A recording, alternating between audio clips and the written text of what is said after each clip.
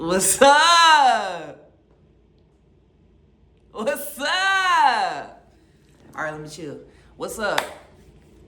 This is Naraya. As y'all can see, y'all see my face. Y'all know it's me. I have been feeling God continuously tugging me to post my testimony on YouTube. So here I am, trying to be obedient, doing my very best, and letting God do the rest. So I don't like when people drag out the intros to videos and all that type of stuff. So I'ma just get into it. This is my full testimony, detail for detail. God didn't say, just give the little, the key points. No, he's saying go detail for detail. So it's gonna be different parts to this. It's gonna be probably, I could see this being at least 5 videos. Something like that. Maybe 4 or 5, something where it's multiple. So anyways, so I'm gonna go detail for detail, but I'm gonna get into it because ain't no time to waste. Lord could come back any second now. I mean, Jesus could come back any second now. So let's go ahead and get to it. You feel me? So let me start by saying this lighting is doing something to me. You feel me? It's doing something. But anyway, let me start by saying I play too much, y'all. I'm sorry. I only have one older brother, so it was, as a child, being born, whatever, first 4 years of my life. It was my mama, my brother, and my daddy. And that's it. Don't got no other siblings, it's just us. So my mom informed me of some issues that my dad and her were having, him being unfaithful and driving her crazy. She didn't tell me until recently, but I know that was something that was an issue. But a bigger issue was my dad's drug usage. No heavy drugs. But he was smoking weed and, doing some other things previously. Not whenever me and my brother was little, I don't believe. But anyway, I say all that to say that he ended up going into a state of psychosis. A year before, I guess it started in 2004, according to my mom. He started being weird, is what she said. Because back in the day, they didn't really know too much about the common community didn't really know too much about mental health and different issues in psychology and things like that. So back then in 2005, she didn't really know too much about that. Understandably, I mean, you can't really expect people to just know stuff. You got to be taught by somebody. So she said he started acting a little weird in 2004, going into psychosis, just doing little weird stuff, would say things. I believe that he ended up going into a state of like schizophrenia, where he would just have delusions and different things like that. I have been, which I'm gonna talk about later, I have been through that myself. And so I know what it's like to not really think, you can't think straight, you're not thinking logically. It's just like these delusions in your head that you truly do believe it. It really, in the moment, it seems real. It really does. But anyway, so he went into a state of psychosis like a year before 2005. And in 2005, one of the very first things that I remember as a child, I have memories from before when he was alive. But in 2005, November 2005, he ended up committing suicide in the house. In the room with me. I was asleep in the bed. And what's crazy is my brain created a whole different memory of that situation. Like I'm gonna just get into it. So he ended up his head off with the 12-gauge shotgun right here to the chin. Head off. All that was gone. And so I don't remember seeing any gore and and this will be a morbid testimony. Wait, let me make sure, y'all, because I don't think I can say this on YouTube. Okay, so I'm gonna have to watch how I say this because I don't want my videos to be taken down. But anyway, so yeah, he put the thing here and all this was gone. And so he lost his life. He took his own life in that room, in that closet. And I was asleep in the bed. And I just remember, this is what my brain, this is what I'm talking about. My brain created this memory that my mom came in, my mom was there, and his mom was there. My mom and his mom were there, so my grandma. But My brain created a memory of my mom coming in. I was laying in the bed in this memory, and she came in and threw the covers off of me with her mouth like this and just grabbed me and took me straight out the room. She told me recently, because we never really talked about the situation like that. We just kind of all dissociated from me, my mom, and my brother. Just like completely dissociated from the whole situation. But we recently were talking things out, and she told me that she came in the room and I was already standing up, looking at him on the floor, just standing there, just looking. And I was 4 years old at this time, keep in mind. 2005, my birthday is December 28, 2000. Anyways, I was already up, looking at him, just, and then she came in there and took me straight out the room. She saw everything. I mean, it was a lot of blood. And like, I'm not gonna get into all of that, but it was a lot. It was a lot. I'm sure you can imagine with the shotgun. And so, like I said, she took me straight out the room, and I just go outside, and my grandma is outside freaking out because that's her son. So obviously, I don't have kids, so I can't really imagine. I can imagine a little bit, but I can't really understand. And even if I did have children, I still wouldn't be able to understand what that would feel like. Of even being present, that's even worse. Like, that's double whammy. And so I come outside and she's freaking out. And my mom, I guess, took me to our neighbor's house. And my neighbors just, I don't know what, I guess they left me in the house with the cat and had me put on some TV for me. And they went next door to go see what was going on. And everybody ended up calling 911, the whole shebang. All I remember is I had come back outside again to see, like, I didn't really understand. Like, I knew something happened, but I didn't really put two and two together. Obviously, I was 4 years old. But I guess I had came outside again after a while because they were taking too long. And I came outside, and I just remember the neighbor coming back and be like, no, don't come out here. Don't look or whatever. Because I think they were bringing my dad outside at one point on a gurney. And so my neighbor, I just remember her getting down on the ground with me and was like, kind of just taking my mind off. And she just started praying for me right there on the ground. And that's all I really remember of that day exactly. I thought my whole family was there whenever they ended up calling 911. I thought they called the whole family, but it was really all of my neighbors and everybody outside and things like that. News channels. I mean, it was just crazy. Everybody knew, but my family didn't really come. My dad's brother came, I believe, and his best friend came, but nobody else in my family came. It was just them two. And so, and then my mom's parents, they came. I believe that's it. If I leave anybody out, I apologize, but that's all I know, because nobody's really talked to me about it. People don't want to talk about it in my family. So, I mean, kind of understandable. So anyways, that was when I was 4 years old. I lost my father to him unaliving himself. That was 2005, like I said, November. That obviously completely destroyed my family dynamic. At home things were taken care of as far as my mom was working hard, as far as food, clothes, making sure we stayed in school, like all the basic physical necessities that we needed were taken care of. That was no problem. Her parents would help out.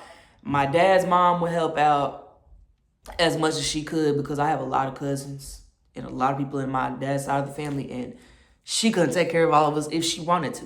But she did what she could, babysitting, helping babysit sometimes, or a lot of times. And anyway, I say all that to say that my family dynamic was completely obliterated after that.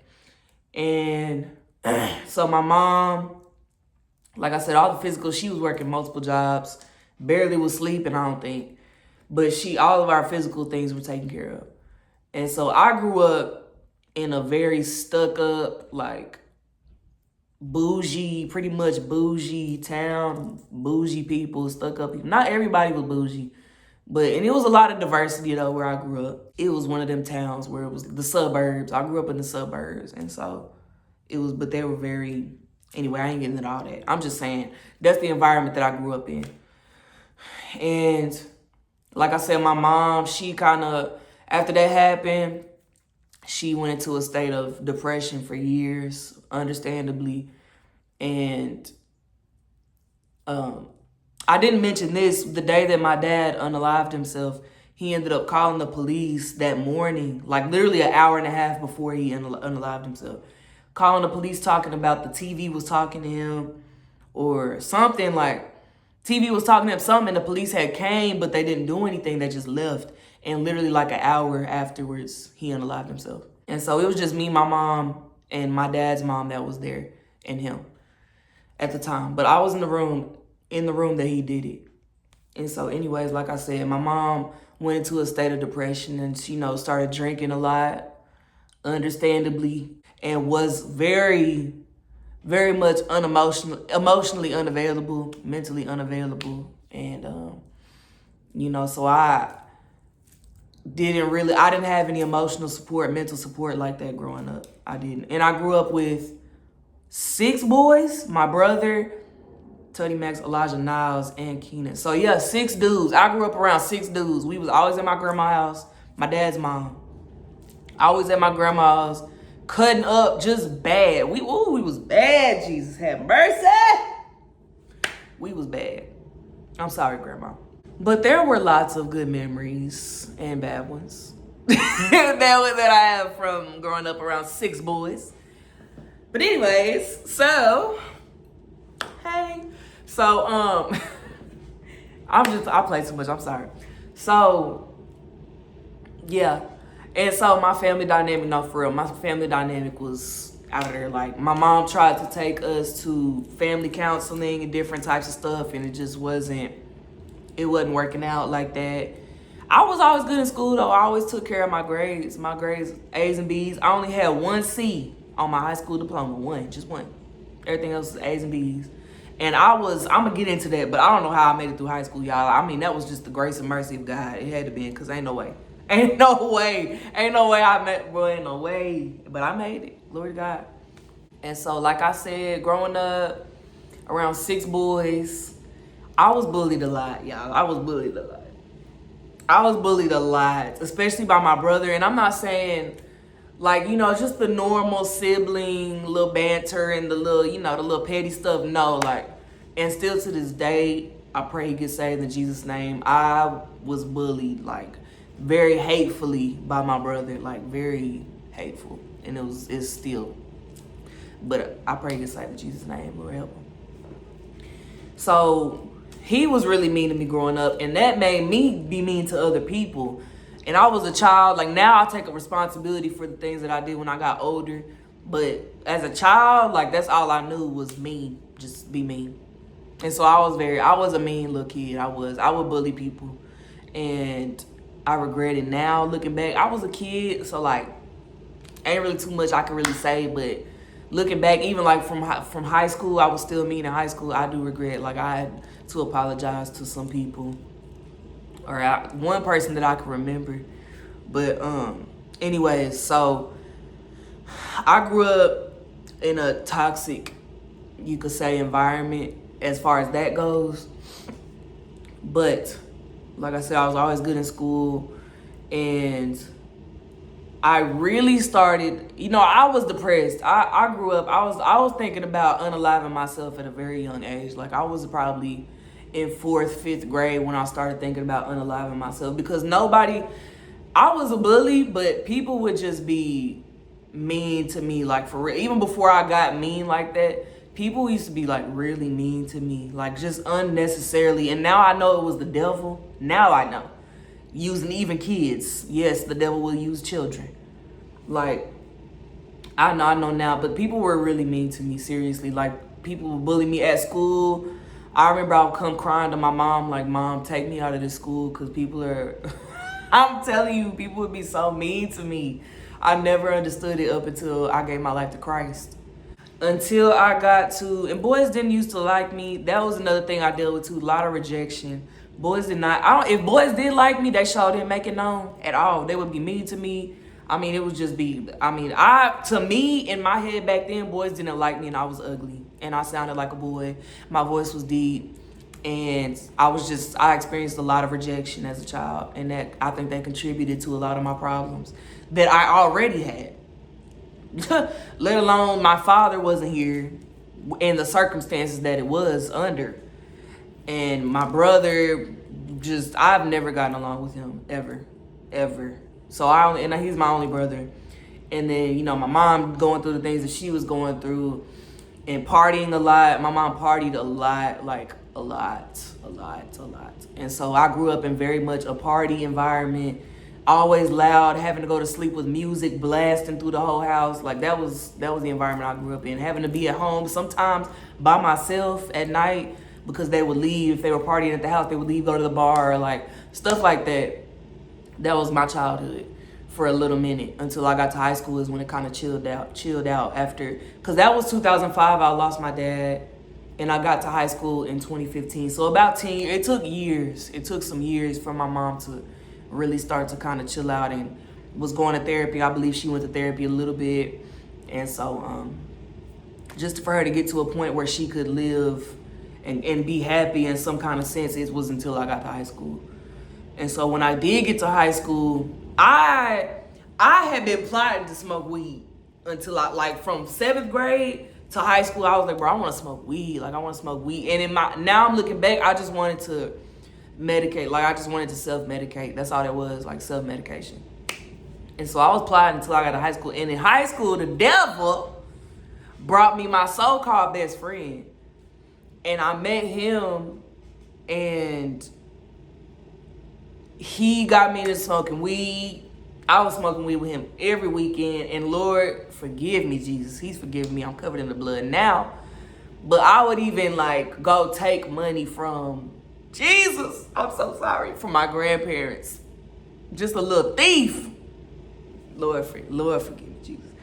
I mean, I would just be doing anything I could to smoke some weed. Lying to my mama and everything. Mama, I'm finna go to so-and-so crib to go. We gonna go eat. I need $10. Y'all know what that means. If you smoke weed, you know what $10 gonna get you. And back then, that was all I needed. And so, anyway, this was when I started taking a turn for the worse when I met my ex-best friend. He got me into smoking weed. I was hanging out. He was a lot older. I was a freshman in high school, and he was a senior. Bad and horrible influence. And he was doing drugs, like pills, a lot of pills, and different things that I wasn't touching. Tried to get me to do crack rocks, baby. What? The rocks. Tried to get me to do the rocks. So I said, do I look like I do crack? Dude. But I didn't do it. Glory be to God. I did pop pills. I did start popping. I never liked bars. I tried bars. I hated bars so bad. I don't know how people get addicted to that, but I hated it. I really did. But I love me some weed. That I did. I love me some weed. You hear me? And so I started smoking weed, and it turned into me that was freshman year. And then sophomore year is when I really started getting bad. Like, I started running away because my mom never understood this, but I just felt a lot of rejection. And like I was just really misunderstood. And so that just caused me to run away. I'm not blaming anybody necessarily. I'm just saying that's how I felt, which led me to running away. I ran away a couple times, and I ended up coming back home because I couldn't miss school. I'm like, bro, I'm trying to graduate.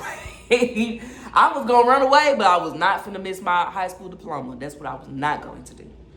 And so I would run away and come back, and I did that like 2 or 3 times. And I would be drinking with my best friend. We would be drinking and just acting a fool, just bad. I mean, just bad little kids. So that was in sophomore years when I really started acting up for real and getting into harder drugs. My best friend got me into, it's called Triple C's. You can buy it. I will steal it. I will go to the store and steal it. It's over-the-counter medicine that can get you high. So I would steal it, and I hope I don't have to censor this, y'all. I might have to censor some of this. But I would go take that stuff from the store, and I used to steal for fun. Like, I wasn't just, not only was I stealing drugs, but I would go steal stuff for fun just because I could, and I wouldn't get caught. And I'm a girl, and so I feel like people wouldn't suspect me of stealing. And I was a little kid, too. And I just would go in there with a backpack, fill the backpack up and dip. I'm gone. Kroger, it was a wrap. Don't let me in Kroger. Boy, if y'all let me in Kroger, something was finna get took. I mean, that's just how I was for a minute. But I got into doing triple C's, and that was what really turned my life for the worst. When I started doing triple C's, that was in like 2017 that I really started doing those like that.